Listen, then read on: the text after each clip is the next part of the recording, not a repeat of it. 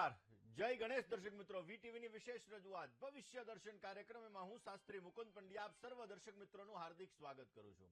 દર્શક મિત્રો, જીવનની અંદર દરેક ગ્રહો આપણા જીવનની અંદર અલગ અલગ ભાગ ભજવતા હોય છે. એમાં પણ દર્શક મિત્રો એવું કહેવાય છે કે રાહુ મહારાજ આપણા જીવનની અંદર વિશેષ માત્રામાં લાભ આપતા હોય છે. એવું કહેવાય છે કે રાહુનું નામ આવે એટલે દરેક વ્યક્તિને પોતાના જીવનની અંદર ક્યાંક ને ક્યાંક એક ડર, એક તકલીફ, સમસ્યા ઉત્પન્ન થતી હોય છે.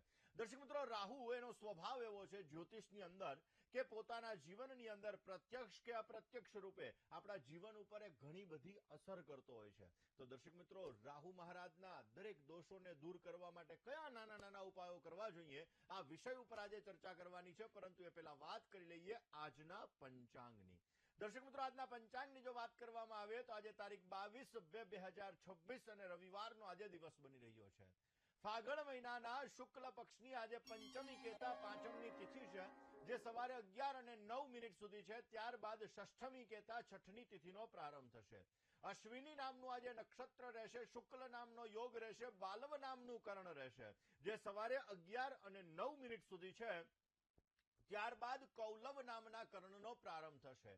12 રાશિઓનું ભવિષ્ય કથન જેના આધાર ઉપર કહેવામાં આવશે એવું ચંદ્રમાનું ભ્રમણ આજના દિવસની અંદર મેષ રાશિની અંદર રહેશે. એટલે આજે જે કોઈ પણ બાળકોનો જન્મ થશે તેમની રાશિ મેષ રહેશે, જેના અક્ષર અ, લ અને ઈ રહેશે. તો આજે જન્મનાર બાળકોનું ભવિષ્ય સુંદર, સુખમય, આનંદમય, હર્ષમય, લાભમય રહે તેવી શુભકામના સાથે જય ગણેશ. દર્શક મિત્રો, આજે આપણે વાત કરી રહ્યા છીએ માયાવી ગ્રહ એટલે કે રાહુ મહારાજની. દર્શક મિત્રો, એવું ખાસ કરીને એ રાહુ મહારાજ, એના વિશે એવી માન્યતા છે કે રાહુ જેના જીવનની અંદર તકલીફ અને સમસ્યા આપે એવા વ્યક્તિઓને મૃત્યુ તુલ્ય કષ્ટ ઉત્પન્ન થતું હોય છે. પરંતુ દર્શક મિત્રો, જ્યારે રાહુની આપણે અસરને સમજી રહ્યા છીએ ત્યારે પહેલા રાહુને સમજવો બહુ જરૂરી છે. વૈજ્ઞાનિક દ્રષ્ટિએ રાહુ શું છે, વૈજ્ઞાનિક દ્રષ્ટિએ કેતુ શું છે. દર્શક મિત્રો, એવું કહેવાય છે કે વિજ્ઞાનની દ્રષ્ટિએ જોવા જઈએ તો સૌર્યમંડળની અંદર એવું કહેવાય કે રાહુની સ્થિતિ કઈ જગ્યાએ છે. તો પહેલામાં વહેલા પૃથ્વીની કક્ષાની અંદર જે પરિક્રમા થઈ રહી હોય છે, આ પરિક્રમાની અંદર સૂર્ય અને ચંદ્ર આની કક્ષાનું જે પરિક્રમા હોય છે એના એકબીજાને અંતર રૂપે જે કાપે છે તે કોર્નરનો જે ભાગ આવે છે એ કોર્નરનો ભાગ રાહુ તરીકે ઓળખાય છે. અને દર્શક મિત્રો, એવું કહેવાય છે કે એનાથી નવી નવી શક્તિઓ ઉત્પન્ન થાય છે, નવી નવી લાભો ઉત્પન્ન થાય છે અને આપણા જીવનની અંદર વિશેષ માત્રામાં એ ફાયદો પણ આપે છે. દર્શક મિત્રો, જ્યોતિષની દ્રષ્ટિએ જોવા જઈએ તો રાહુ જ્યોતિષ શાસ્ત્રની અંદર એનો વિસ્તાર અને એનું વર્ણન બહુ વિશેષ માત્રામાં છે. રાહુ મહારાજ આપણા જીવનની અંદર આપણને લાભ આપતા હોય તો રંકમાંથી રાજા બનાવવાની તાકાત એ રાહુ મહારાજમાં છે. એવું કહેવાય કે જે વ્યક્તિનો રાહુ સારો હોય આવા વ્યક્તિઓ જીવનની અંદર વિશેષ માત્રામાં લાભ મેળવી શકે. પછી એ સારો કલાકાર પણ બની શકે, એ સારો રાજકારણી પણ બની શકે, એ સારો બિઝનેસમેન પણ બની શકે. એ કોઈ પણ ક્ષેત્રની અંદર જ્યારે રાતોરાત એને સફળતા જોઈએ છે અથવા રાતોરાત એને સફળતા મળે છે તો આવા વ્યક્તિઓનો રાતોરાત એવું કહી શકાય કે રાહુ સારો હોય તો એને બહેતર રિઝલ્ટ મળે છે. દર્શક મિત્રો, રાહુ આ તમારી કુંડલીની અંદર સારો છે જો આવા વ્યક્તિઓને પોતાના ધાર્યા કરતા વિશેષ માત્રામાં પરિણામની પ્રાપ્તિ થાય છે. એટલે કે આવા લોકો ઝડપથી સફળતાઓ મેળવી શકે છે, ઝડપથી પોતાના કાર્યની અંદર સફળતા પ્રાપ્ત કરી શકે, સારો એવો લાભ મેળવી શકે. અને આવા લોકો પોતાના જીવનની અંદર નાની એવી જ્યારે ભૂલ કરે છે તો એ ભૂલના લીધે એના જીવનમાં ઘણી બધી સમસ્યાઓનું સર્જન પણ થતું હોય છે. દર્શક મિત્રો, રાહુ એક રાશિની અંદર 18 મહિના રહેતો હોય છે. રાહુ એવું કહી શકાય કે કોઈ પણ વ્યક્તિના જીવનની અંદર જ્યારે એની મહાદશા ચાલુ થાય છે તો રાહુની મહાદશા 18 વર્ષની હોય છે. દર્શક મિત્રો, વૈદિક જ્યોતિષની અંદર રાહુનું વિશેષ મહત્વ છે.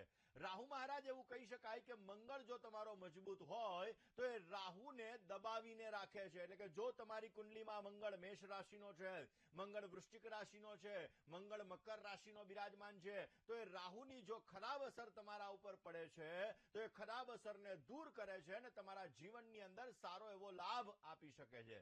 એવું કહી શકાય કે બુધ, શનિ, કેતુ, રાહુ આ લોકો મિત્ર છે અને એવું કહી શકાય કે સૂર્ય, મંગળ, શુક્ર, રાહુ આ પરસ્પર દુશ્મન ગ્રહ પણ ગણવામાં આવે છે. અને એટલા માટે દર્શક મિત્રો, રાહુ આપણા જીવનની અંદર વિશેષ માત્રામાં ફાયદો આપતો હોય છે. દર્શક મિત્રો, રાહુ આપણા જીવનની અંદર એવું કહી શકાય કે મસ્તક, કારણ કે રાહુ એટલે ઉપરનું મસ્તક અને કેતુ એટલે કે નીચેનું ધડ. જે વ્યક્તિની કુંડલીની અંદર ચંદ્ર અને રાહુ બંનેનો ગ્રહણ યોગ થતો હોય, જે વ્યક્તિની કુંડલીની અંદર રાહુ મહારાજ એક લગ્ન સ્થાનની અંદર બિરાજમાન હોય, આવા વ્યક્તિઓ 24 કલાક પોતાનો મગજ ચાલુ જ રહેતો હોય, એટલે કે આવા લોકોની વિચારધારાઓ 24 અવર્સ કાંઈક ને કાંઈક વિચારતી હોય. નેગેટિવ વિચારધારાઓનું પ્રમાણ સવિશેષ માત્રામાં આ લોકોને આવતું હોય. એનું મેઇન રીઝન હોય છે કે પહેલા સ્થાનની અંદર રાહુ છે અથવા મનનો કારક ગ્રહ ચંદ્ર રાહુની સાથે બિરાજમાન છે, તો આવી વસ્તુઓ બનતી હોય છે. હવે દર્શક મિત્રો, જ્યારે રાહુ તમારા જીવનની અંદર સમસ્યાઓનું સર્જન કરે છે, તો એવું કહી શકાય કે ઘણી બધી તકલીફો પણ ઉત્પન્ન કરાવે છે. જો રાહુ તમારો સારો છે તો તમે એવું કહી શકાય કે ગુપ્તચર એજન્સીની અંદર તમે કામ કરી શકો છો. ઘણા લોકો CID ક્રાઇમ બ્રાન્ચની અંદર હોય, ઘણા બધો ગુપ્તચર એજન્સીના એજન્ટ હોય છે. આ બધા લોકોનો રાહુ સારો હોય.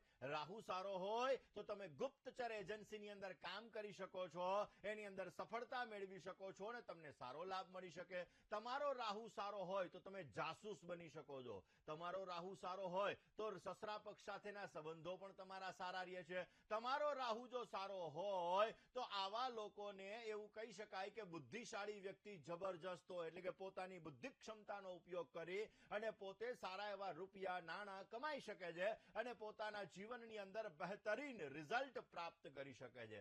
હવે દર્શક મિત્રો, રાહુ જ્યારે તમારા જીવનની અંદર રાતોરાત તમને સારા એવા બિઝનેસમેન બનાવી શકે, સારી એવી સફળતા અપાવી શકે, સારા રાજકારણી બનાવી શકે, સારા કલાકાર બનાવી શકે. તમે કોઈ પણ ટોપના વ્યક્તિઓને લઈ લઈએ, મુકેશ અંબાણી થી લઈ, અમિતાભ બચ્ચન થી લઈ અને આપણે એવું કહી શકાય કે નરેન્દ્ર મોદી સાહેબ જે આપણા વડાપ્રધાન છે, તો દર્શક મિત્રો, આ દરેક વ્યક્તિઓનો જેનો પણ રાહુ સારો હશે, આવા વ્યક્તિઓ પોતાના જીવનની અંદર ટોપ લેવલ સુધી પહોંચી શકે અને આવા વ્યક્તિઓને સારી સફળતા પણ મળતી જણાય છે. હવે દર્શક મિત્રો, જ્યારે આપણે રાહુના પ્રભાવ વિશે ચર્ચા કરીએ છીએ, કારણ કે આજે રાહુના ઉપાય વિશે ચર્ચા કરવાની છે કે નાના નાના ઉપાયો આપણા જીવનની અંદર કેવી રીતે લાભ આપી શકે. રાહુના નાના નાના ઉપાયો આપણા જીવનની અંદર આવતી સમસ્યાઓને દૂર કરી શકે. તો દર્શક મિત્રો, રાહુનો પોઝિટિવ પ્રભાવ તમારા ઉપર જ્યારે પડતો હોય છે ત્યારે તમારા જીવનની અંદર એવું કહી શકાય કે સારા વિચારો ઉત્પન્ન થાય છે. આવા વ્યક્તિઓ એક વસ્તુ વિચારવા માટે 27 જગ્યાએથી વિચારે છે અને પોતાના જીવનની અંદર વિશેષ સફળતાઓ મેળવી શકે છે અને પોતે પોતાની બુદ્ધિ ક્ષમતાનો ઉપયોગ કરી પોતાના કાર્યક્ષેત્રની અંદર પોતે સારી સફળતા મેળવી શકે છે. એ તમને સારો રાહુ કરાવે છે. બુદ્ધિનો કારક બુદ્ધ છે, પરંતુ એ બુદ્ધિને અલગ અલગ જગ્યાએ ઉપયોગ કરી પોતાના કામને કેવી રીતે સફળ બનાવવું એ રાહુ મહારાજ કરાવડાવે છે. દર્શક મિત્રો, રાહુ જો તમારો સારો હોય તો આવા વ્યક્તિઓ પોતાની બુદ્ધિથી સારા એવા કામ કરી શકે છે અને પોતાના જીવનની અંદર તકલીફોને દૂર પણ કરી શકે છે. પરંતુ જો રાહુ તમારો ખરાબ છે તો તમને ખોટી લતે ચડાવી દેશે, ખોટા કામ કરશો, ન કરવાના કાર્ય કરશો, ન ખાવાની વસ્તુ ખાશો, ન પીવાની વસ્તુ પીશો. આ બધી વસ્તુઓ જ્યારે ઉત્પન્ન થાય ત્યારે તમારા જીવનની અંદર રાહુ તમને પીડા આપી રહ્યો છે.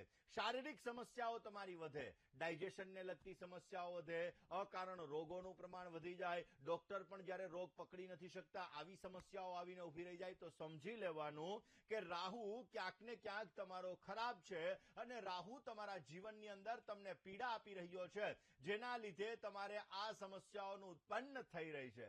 હવે દર્શક મિત્રો, રાહુ મહારાજ જ્યારે કન્યા રાશિની અંદર હોય ત્યારે પોતાની રાશિ ગણવામાં આવે, સારું ફળ આપે છે. રાહુ મહારાજ કર્ક રાશિની અંદર હોય તો એ મૂળ ત્રિકોણની રાશિ કહેવાય, એની અંદર પણ એ સારું ફળ આપી શકે છે. રાહુ મહારાજ વૃષભ રાશિની અંદર હોય ત્યારે ઉચ્ચના બનીને અતિ બલી બની જાય છે અને એ વિશેષ માત્રામાં સારો લાભ આપી શકે છે. દર્શક મિત્રો, રાહુ જ્યારે મંગળ અને ગુરુની સાથે આવે ત્યારે પોઝિટિવ રિઝલ્ટ પણ આપી શકે છે, પરંતુ રાહુ જ્યારે સૂર્ય અને ચંદ્રની સાથે આવી જાય છે તો એ તકલીફોનો દોર વધારે છે ને એટલા માટે તો આપણે સૂર્યગ્રહણ જોઈએ છીએ, જે હમણાં ગયું, ચંદ્રગ્રહણ હમણાં આવશે હોળી ઉપર, એ આપણે જોઈશું. દર્શક મિત્રો, આ ગ્રહણોની અસર પણ આપણા જીવન ઉપર વિશેષ થતી જ હોય છે, પરંતુ આજે આપણે વાત રાહુ વિશે કરી રહ્યા છીએ. દર્શક મિત્રો, રાહુ એનાથી ડરવાની જરૂર નથી. જો રાહુની એનર્જીને આપણે ઓળખી જઈએ તો આપણે આપણા જીવનની અંદર સારી એવી સફળતા મેળવી શકીએ છીએ. રાહુ એનર્જીની અંદર તમારા કાર્યોને સિદ્ધ કરીને તમને સારી સફળતા આપી શકે છે. રાહુ રાતોરાત તમારી કિસ્મતને ચમકાવી પણ શકે છે ને એટલા માટે રાહુની એનર્જીને ઓળખવી બહુ જ જરૂરી છે. દર્શક મિત્રો, રાહુ જ્યારે તમારો કમજોર હોય, નબળો હોય, ત્યારે તમારી વાણીમાં તમે કઠોર શબ્દ શબ્દનો પ્રયોગ કરો છો.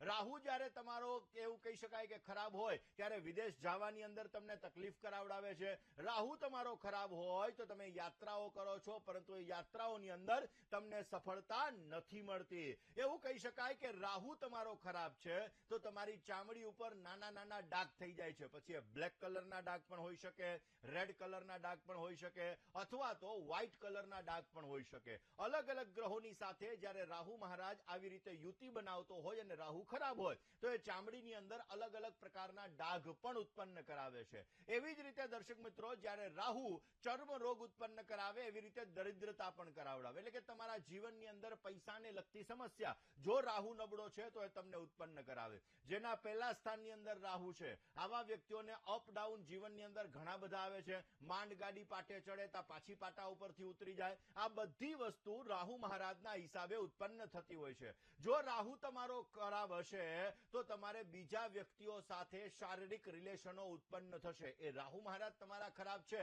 તો આવી વસ્તુઓ ઉત્પન્ન કરાવડાવશે.